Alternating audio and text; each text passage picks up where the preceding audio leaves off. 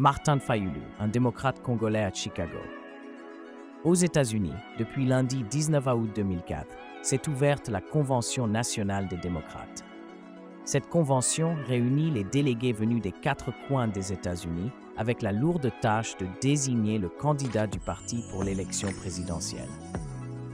Parmi les 50 000 délégués présents à Chicago, des indépendants, des sympathisants ou des personnes avec la même idéologie des démocrates seront sûrement invités ou s'inviteront à cette grande rencontre politique.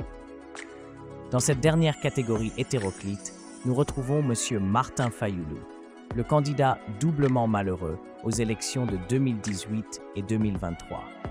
Le politicien qui se fait appeler par ses indécrottables « président élu » ou « l'homme de la vérité des urnes ». D'autres pseudonymes accompagnent le président du parti SID, qui a fait ce long voyage pour se ressourcer à la démocratie américaine dans la perspective de l'horizon 2028. Nous sommes en droit de nous interroger, même si ce voyage est dans un cadre strictement personnel. Pour quelle fin le politicien congolais est venu à cette manifestation hautement symbolique pour le peuple américain? Nous nous demandons si la RDC, le parti SID ou le peuple congolais bénéficieront des résolutions et du choix du candidat démocrate à cette convention. Nous répondons non pour la RDC, parce que la configuration des partis politiques occidentaux se démarque beaucoup des partis politiques congolais, que cela par le nombre comme par l'idéologie. Du reste, aujourd'hui, il n'entre plus dans les deux partis de trouver un meilleur distinguo. Ceux qui connaissent bien la politique aux États-Unis savent que les partis politiques représentent plus que des affiliations politiques, réduisant la quintessence de leurs revendications. Les deux partis ont des idéologies radicalement opposées et affichent un antagonisme dangereux, couplé par une rhétorique terriblement divisionniste. Ce n'est certes pas ce décor qui peut servir d'exemple pour la politique congolaise.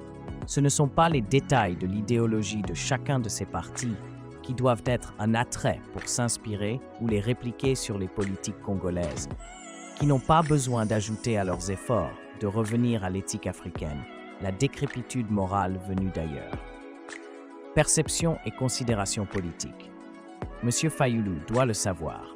La perception des Américains dans leur obédience politique relève plus du fanatisme et des intérêts que de la confiance.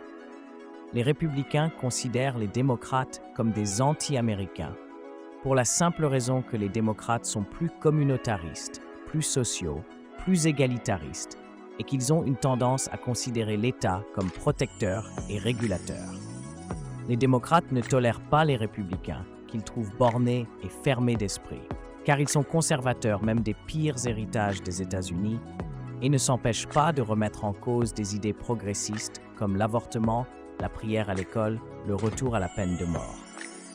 Bref, il faut dire à M. Fayulu qu'une telle sauce ajoutée à la gastronomie congolaise nuira plus qu'elle n'apportera de nouvelles et bonnes solutions aux problèmes culinaires congolais. Les Congolais voient la tribu avant le parti. Ils s'aiment, nonobstant leurs différences politiques. Aux États-Unis, républicains et démocrates, c'est comme le chien et le chat. Ils ne s'aiment pas et leur division va jusqu'à l'immoralité. Aujourd'hui, les républicains ont engagé les services des designers qui ont mis dans leurs illustrations Kamala Harris dans une cuve d'excréments. Leur challenger ne se gêne pas de dire qu'elle est noire, comme s'il proférait une insulte. De son côté, Kamala Harris, qui a été procureure dans l'État de Californie, déclare qu'elle a passé sa vie à pourchasser et emprisonner les voleurs, les détourneurs des deniers publics, et elle ne sera pas en terrain inconnu.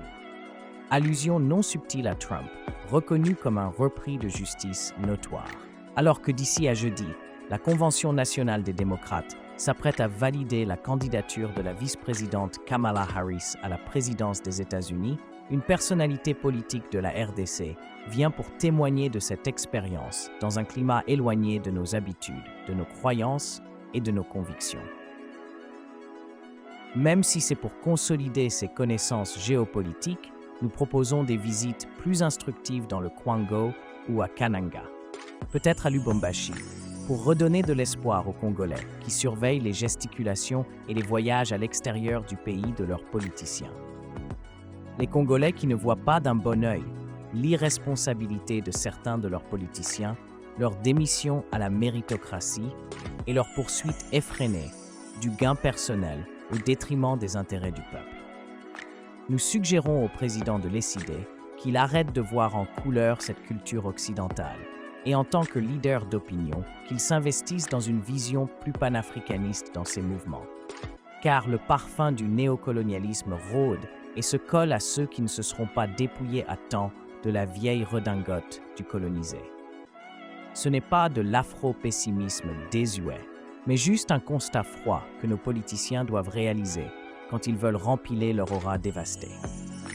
L'Occident devrait leur dernier rempart pour recouvrer l'assurance et la prestance. Nous pensons le moment venu pour qu'un discernement prenne progressivement de la place dans un monde globalisé où les politiciens s'érigent souvent en vecteurs des antivaleurs récoltées lors de leurs multiples voyages. Nous ne le disons pas pour déplaire à Martin Fayulu ou méconnaître sa personnalité. Martin Fayulu, repentez-vous. À la dernière apparition médiatique du président de la République, des noms avaient été cités, parmi lesquels celui de Martin Fayulu. Chaque nom cité avait une allusion. Celle de Martin Fayulu ne recelait pas le ton réprobateur sur Katumbi, encore moins l'accent accusateur vers Kabila Kanambe ou la sympathie non voilée envers Muzito. Chez Fayulu, il y avait comme un regret d'une relation compromise, d'une amitié phagocytée. Le président de l'ECID peut encore être utile à des niveaux de grande responsabilité en RDC s'il reconnaissait ses erreurs politiques et son orgueil inutilement surdimensionné. Ces erreurs politiques se comptent à partir du moment où il n'a pas coalisé avec Tshisekedi, courant après une vérité des urnes comme on court pour attraper le vent. S'il avait accepté la main tendue, il aurait peut-être été actuellement un excellent Premier ministre de la RDC. Boycotter la CENI et aller déposer à la même institution sa candidature n'était pas bien pensé pour un politicien mature. Ne pas aligner les membres de l'ECID à la députation et malgré ce dictat, être candidat à la magistrature suprême a été au pinacle de la trahison et un signe d'une interdiction du bon sens pour les uns et non pour les autres. L'égoïsme aussi a tué l'aura de Martin Fayulu, un égoïsme doublé d'orgueil. En langage oriental, vous vous faites harakiri. Et c'est ce qui s'est malheureusement passé. Les rases de marée ont reflué vers la mer. Les plages ont été désertées, irréversiblement, inéluctablement.